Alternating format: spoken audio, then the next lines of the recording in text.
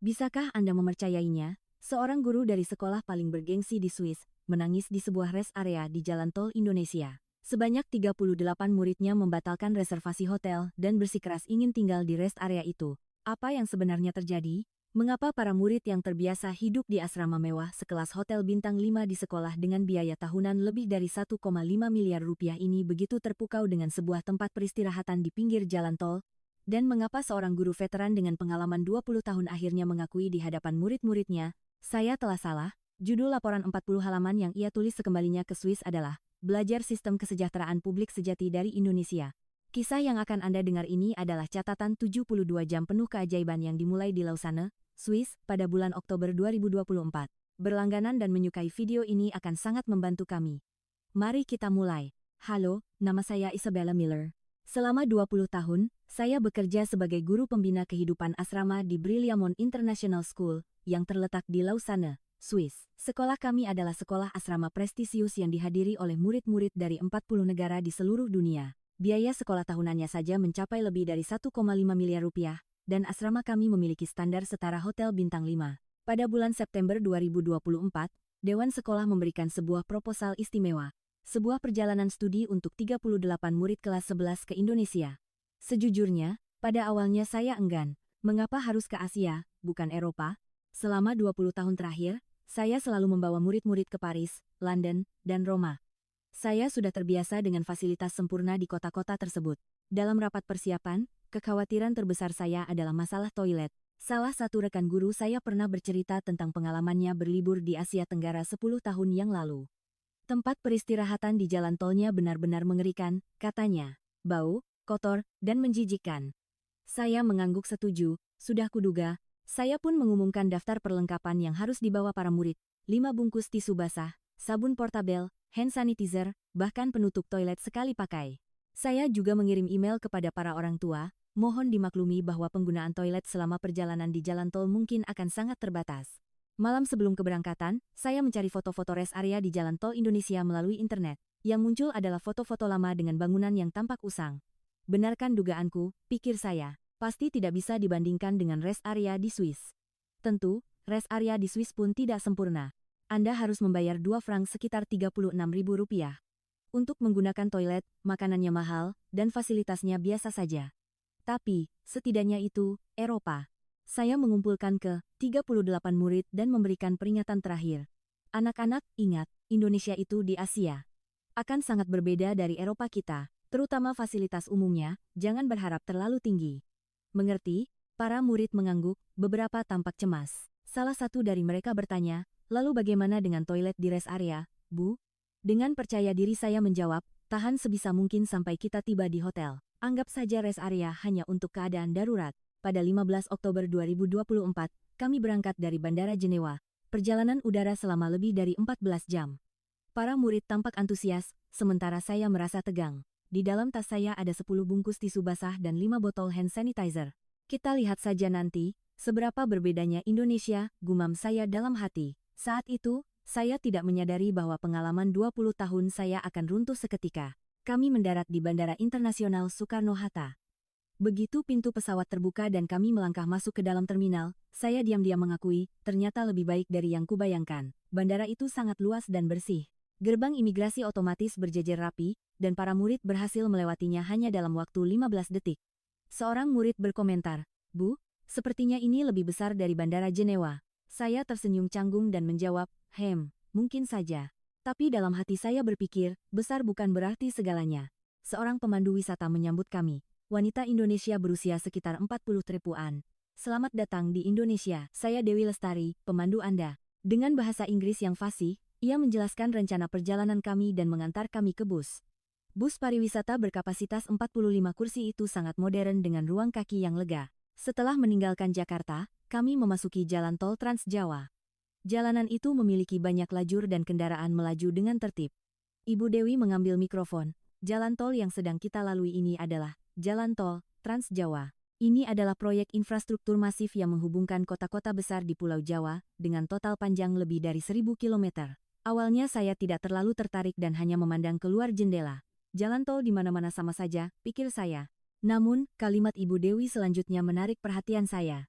Jalan tol ini adalah salah satu urat nadi perekonomian Indonesia, dibangun untuk memangkas waktu tempuh dan biaya logistik secara drastis. Pembangunannya merupakan salah satu fokus utama pemerintah dalam beberapa tahun terakhir untuk mendorong kemajuan. Seorang murid bertanya, 1.000 kilometer? Menghubungkan satu pulau? Ibu Dewi tersenyum. Betul sekali. Proyek ini melibatkan pembangunan ratusan jembatan dan beberapa terowongan. Sebuah pencapaian yang membanggakan bagi bangsa kami. Dalam hati saya berpikir, karena proyek besar dan baru, mungkin fasilitasnya belum sempurna. Namun, saat saya melihat keluar jendela lagi, jalanannya mulus dan terawat baik, aneh sekali. Setelah sekitar 1 jam perjalanan, satu persatu murid mulai mengangkat tangan, ingin ke toilet. Saya merasa tegang. Inilah saatnya. Saat untuk menyaksikan kenyataan rest area di Indonesia. Ibu Dewi berkata, kita akan berhenti sejenak di rest area KM 379, waktu istirahat 20 menit. Saya berbisik kepada para murid, siapkan tisu basah, siapkan hand sanitizer, gunakan toilet secepat mungkin. Bus berhenti di area parkir. Saya mengambil napas dalam-dalam, mengeluarkan 2 bungkus tisu basah dan sebotol hand sanitizer dari tas. Baiklah, mari kita hadapi.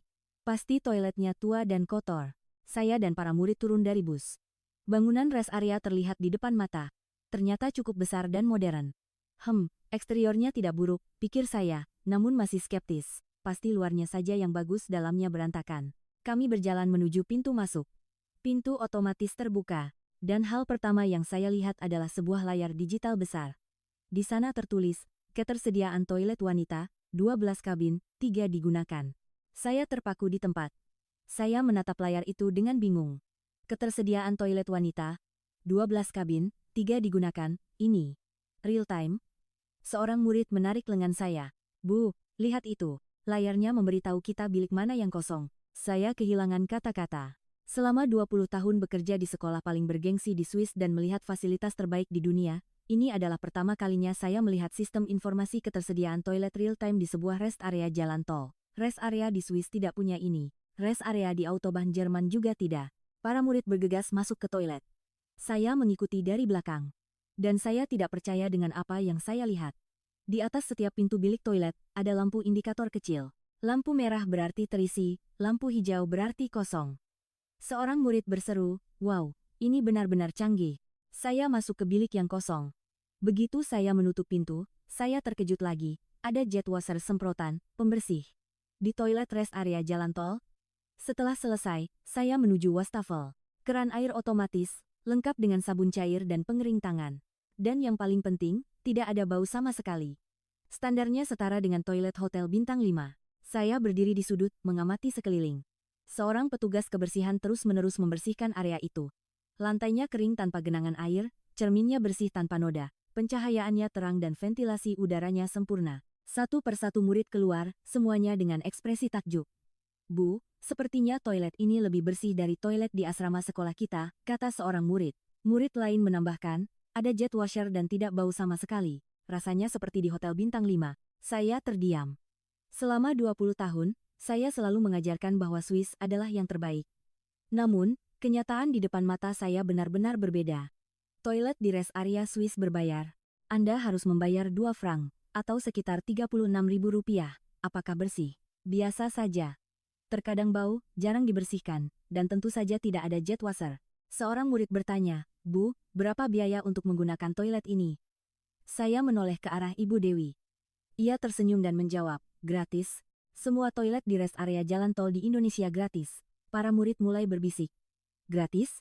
Fasilitas sebagus ini gratis? Di Swiss kita harus bayar.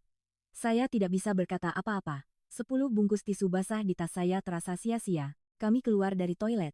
Di koridor, ada papan penunjuk arah lain. Musola, ruang laktasi, toilet difabel. Saya penasaran dan berjalan ke arah ruang laktasi. Begitu membuka pintu, saya terkejut. Di dalamnya ada sofa yang nyaman, meja ganti popok, penghangat botol susu, pencahayaan yang lembut, bahkan wastafel kecil. Dan semua ini gratis. Di Swiss, sangat jarang ada rest area yang memiliki ruang laktasi selengkap ini. Saya duduk sejenak di bangku koridor. Pikiran saya kacau. Semua asumsi yang saya bangun selama 20 tahun hancur dalam 20 menit. Apakah ini benar-benar rest area jalan tol? Saat saya mencoba menenangkan diri, para murid memanggil saya dengan suara gembira. Bu, di sini ada wifi. Dan gratis, tanpa kata sandi. Saya bergegas menghampiri mereka. Seorang murid menunjukkan ponselnya. Di layar tertulis, terhubung ke Wi-Fi gratis. Saya mencoba tes kecepatan, koneksinya cepat. Cukup untuk melakukan panggilan video tanpa masalah. Saya mencoba menghubungkan ponsel saya. Benar saja, terhubung secara gratis tanpa perlu kata sandi. Di rest area Swiss, Wi-Fi memang ada, tetapi berbayar. Sekitar 5 franc, sekitar Rp90.000 per jam, dan koneksinya lambat. Tapi di sini, gratis dan cepat. Para murid sudah sibuk melakukan panggilan video dengan orang tua mereka. Ibu, rest area di Indonesia ini luar biasa. Ayah, tempat ini seperti hotel bintang 5. Saya hanya bisa menatap mereka dengan bingung. Ibu Dewi mendekati saya. Ibu Isabella, mau saya ajak murid-murid melihat fasilitas lainnya? Saya mengangguk. Ibu Dewi mengumpulkan para murid dan mulai menjelaskan. Di sebelah sana ada dispenser air minum, air dingin, air panas, semuanya gratis. Para murid mengerumuni dispenser, mengambil gelas kertas, dan minum. Wah, segar sekali. Ibu Dewi melanjutkan. Di pojok itu ada area pengisian daya ponsel. Semua jenis konektor tersedia, dan tentu saja gratis. Beberapa murid berlari ke sana dan menyambungkan ponsel mereka. Benar-benar berfungsi. Lalu di sana ada playground mini untuk anak-anak. Ruang bagi keluarga yang membawa anak kecil. Gratis juga. Saya berjalan ke arah playground itu. Ada perosotan kecil, balok-balok mainan, dan beberapa buku. Terlihat bersih dan aman, lalu saya melihat sesuatu yang sangat khas Indonesia. Sebuah ruangan bertuliskan mushola. Itu ruang apa? Tanya saya. Ibu Dewi menjelaskan, itu adalah ruang ibadah untuk umat muslim. Karena mayoritas penduduk Indonesia muslim, setiap fasilitas publik wajib menyediakannya. Di dalamnya sangat bersih, dilengkapi tempat wudhu, dan alat sholat. Tentu saja gratis untuk digunakan. Saya mengintip ke dalam. Ruangan itu begitu tenang dan rapi. Ini bukan hanya tentang fasilitas, ini tentang pemenuhan hak spiritual warga negara. Seorang murid bertanya, Bu, apa benar hampir semuanya gratis di sini? Saya menoleh pada Ibu Dewi. Betul, katanya sambil tersenyum. Toilet, wifi, air minum, area pengisian daya, playground, musola, dan parkir, semuanya gratis. Karena rest area di Indonesia adalah fasilitas publik. Saat itulah saya sadar. Ini bukan sekadar tempat peristirahatan komersial. Ini adalah ruang kesejahteraan publik yang diciptakan oleh negara untuk rakyatnya. Tujuannya bukan untuk mencari keuntungan, melainkan untuk memberikan kenyamanan bagi para pelancong. Seorang murid yang duduk di bangku berkata, Bu, saya suka sekali di sini. Rasanya fasilitasnya lebih baik dari sekolah kita. Murid-murid lain setuju. Benar. Saya mau tinggal di sini saja. Dengan perasaan campur aduk, saya mengamati sekeliling rest area. Lantai yang bersih, pencahayaan yang terang, suhu ruangan yang nyaman, papan petunjuk yang jelas, dan semua fasilitas gratis yang disediakan. Ibu Dewi berkata, Ibu Isabella, masih ada lagi yang ingin saya tunjukkan. Area kuliner dan fasilitas khusus untuk para pengemudi truk. Saya mengangguk pelan. Ekspektasi saya sudah hancur lebur. Saya siap untuk dibuat lebih terkejut lagi. Ibu Dewi membawa kami ke area Pujasera Food Court dan minimarket. Dalam hati saya berpikir, nah, disinilah pasti harganya mahal. Makanan di jalan tol selalu mahal. Di Swiss, sebuah sandwich di rest area harganya bisa mencapai 15 franc sekitar Rp270.000. Secangkir kopi 5 franc, Rp90. Para murid masuk ke minimarket. Berbagai macam camilan khas Indonesia terpajang di rak. Seorang murid mengambil sekotak bakpia. Bu, ini harganya berapa? Saya melihat label harganya, Rp25.000. Saya mengeceknya 2 kali. 25.000? Itu tidak sampai 1,5 franc. Di Swiss, camilan sejenis ini harganya bisa 8 franc Rp144.000. Harganya hampir seperenamnya. Para murid mulai heboh melihat harga-harga yang tertera. Sosis bakar 15.000, lemper Rp10.000.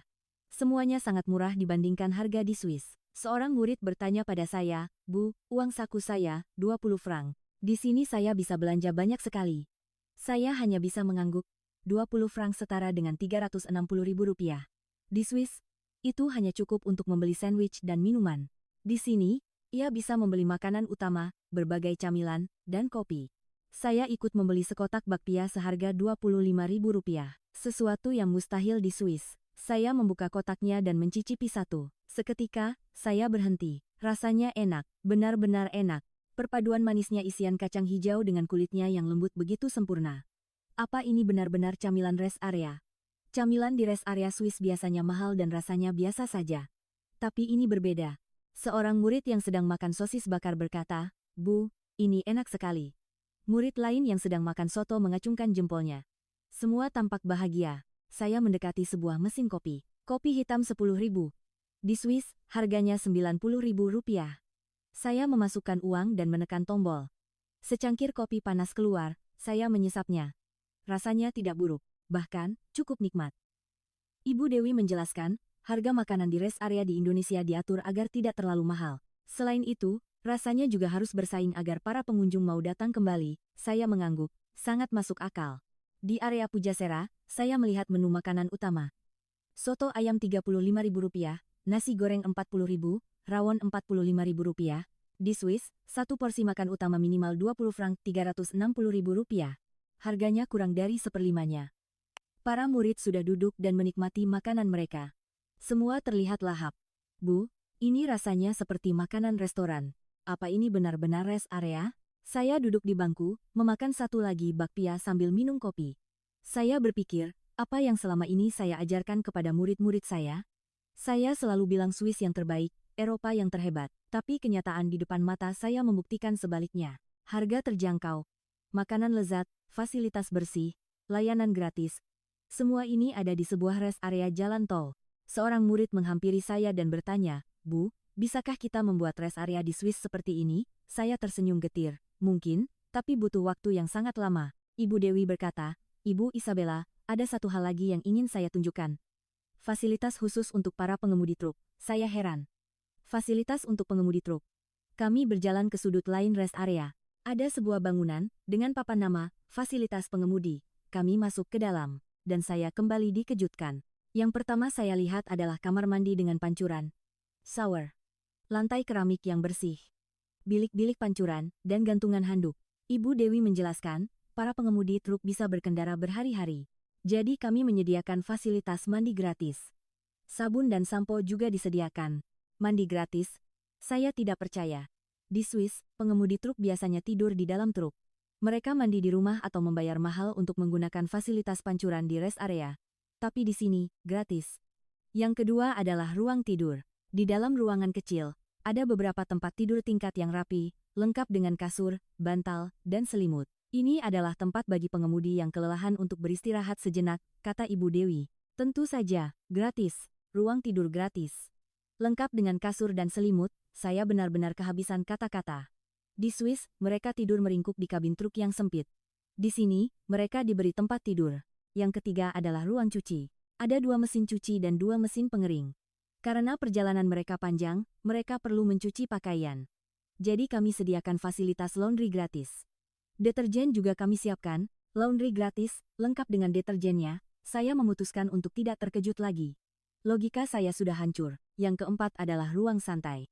Ada sofa, meja, TV, dan dispenser air.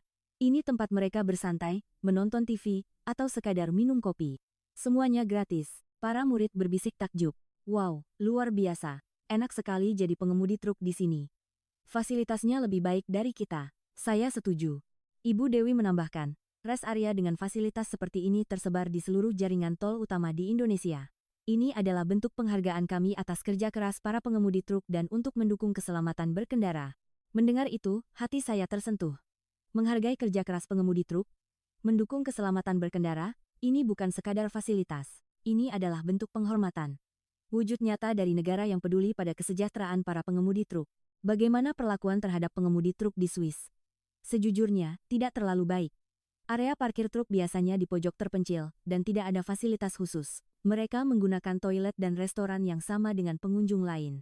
Seorang murid bertanya, "Bu, mengapa Indonesia memperlakukan para pengemudi truk dengan begitu baik?" Setelah berpikir sejenak, saya menjawab, "Mungkin karena mereka sadar bahwa para pengemudi itulah yang menjadi tulang punggung perekonomian negara." Ibu Dewi tersenyum. Tepat sekali. Di Indonesia ada pepatah, logistik berhenti, negara berhenti. Tanpa mereka, ekonomi tidak akan berjalan. Itulah mengapa negara memberikan dukungan seperti ini. Saya mengangguk. Sebuah pemikiran yang rasional, manusiawi, dan sangat maju. Sebuah sistem yang tidak berorientasi pada keuntungan, melainkan pada penghormatan terhadap manusia. Kami kembali ke area parkir. Deretan truk besar terparkir rapi. Saya melihat seorang pengemudi baru saja keluar dari fasilitas tadi, mengeringkan rambutnya dengan handuk. Wajahnya tampak segar. Melihat pemandangan itu, saya berpikir, inilah negara maju yang sesungguhnya. Bukan yang gedungnya tinggi atau mobilnya mewah, tetapi yang menghargai setiap warganya. Saat kami hendak kembali ke bus, seorang murid berteriak, "Bu, saya mau tinggal di sini." Murid-murid lain menyahut, "Saya juga. Tempat ini lebih bagus dari hotel. Sungguh, ayo kita menginap di sini." Awalnya saya kira mereka bercanda, tapi ekspresi mereka serius. "Bu, ini sungguhan," kata salah satu dari mereka.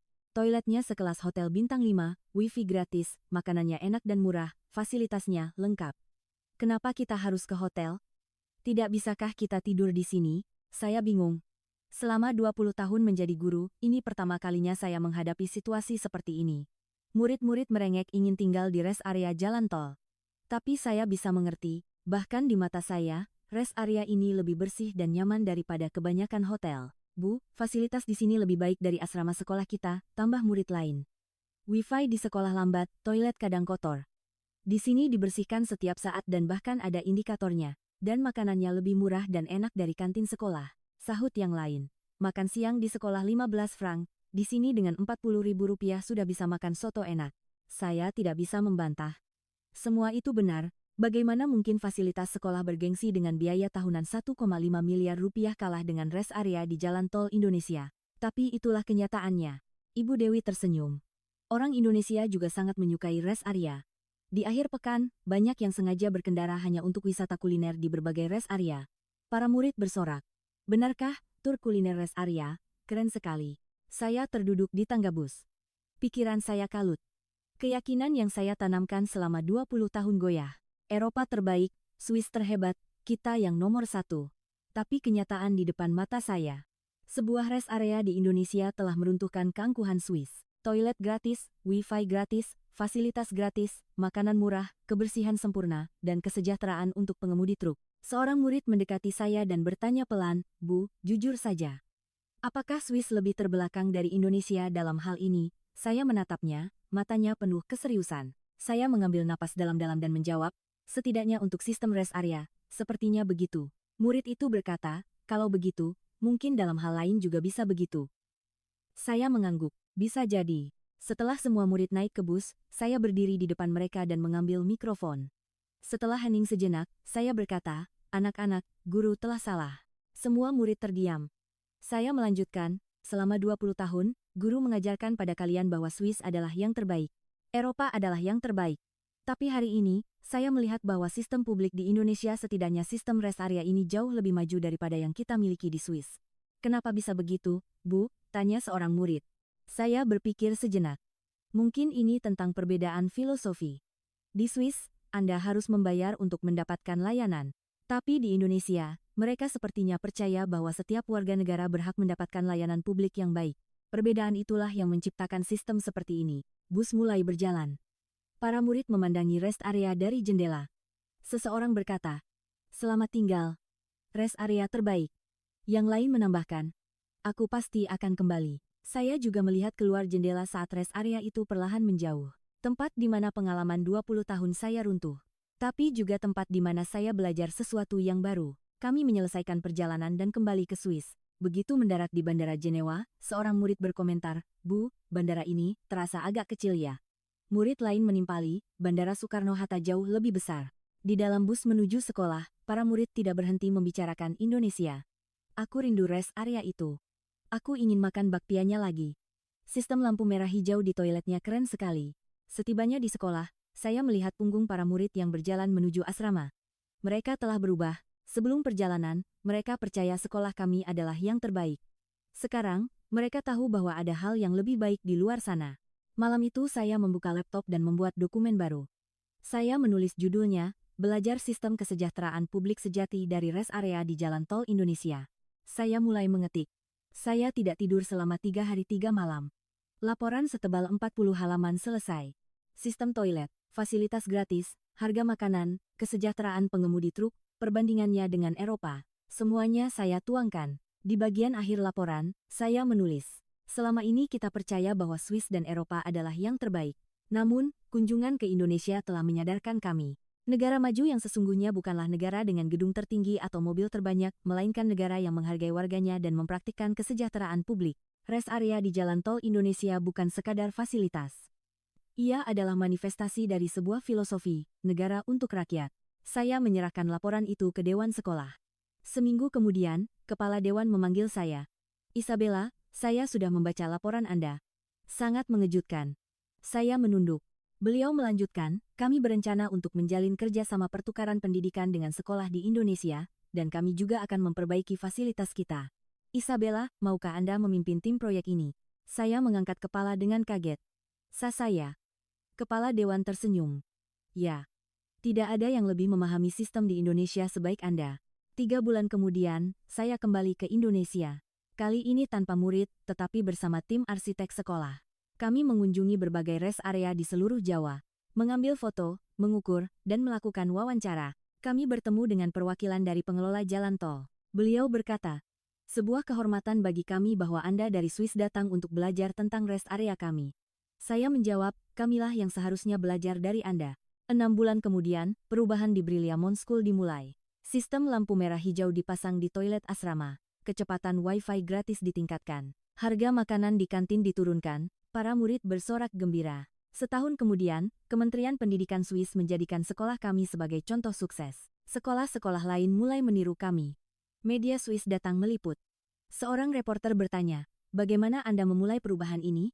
Saya menjawab, semua ini berkat rest area di Jalan Tol Indonesia. Dan sekarang, Desember 2025, saya kembali ke Indonesia bersama 38 murid. Ini adalah perjalanan studi angkatan kedua. Bus kami berhenti di rest area KM 379. Para murid bersorak, akhirnya sampai juga.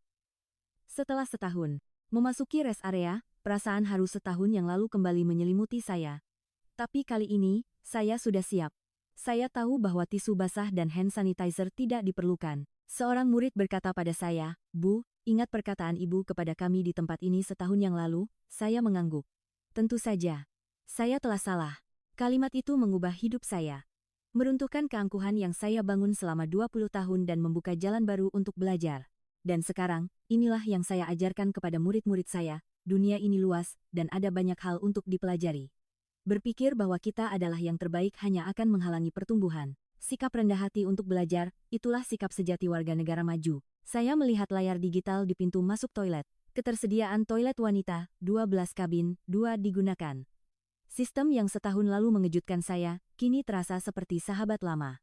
Bersama para murid, saya membeli bakpia, minum kopi, melakukan panggilan video dengan keluarga menggunakan wifi gratis. Dan saya berpikir, terima kasih, Indonesia, atas pelajaran kerendahan hati yang telah kau ajarkan. Kisah Isabella Miller tidak berakhir di sini. Laporannya menimbulkan gelombang di dunia pendidikan Eropa, menyebar dari Swiss ke Jerman, Prancis, dan Inggris. Pada tahun 2025, 7 sekolah di Eropa telah mengadopsi sistem rest area Indonesia sebagai model, dan proyek perbaikan rest area di Autobahn Jerman pun merujuk pada model dari Indonesia. Rest area di Jalan Tol Indonesia. Itu bukan sekadar fasilitas. Itu adalah keajaiban yang lahir dari filosofi negara untuk rakyat. Sebuah sistem yang dibangun dengan kepedulian, kini, puluhan tahun kemudian, mengajari dunia. Terkadang, hal-hal kecil dalam kehidupan kita sehari-hari bisa menjadi kebanggaan kelas dunia. Jadi, saat Anda berkendara di jalan tol dan berhenti sejenak di rest area, rasakanlah kehebatan Indonesia di sana. Terima kasih telah menonton.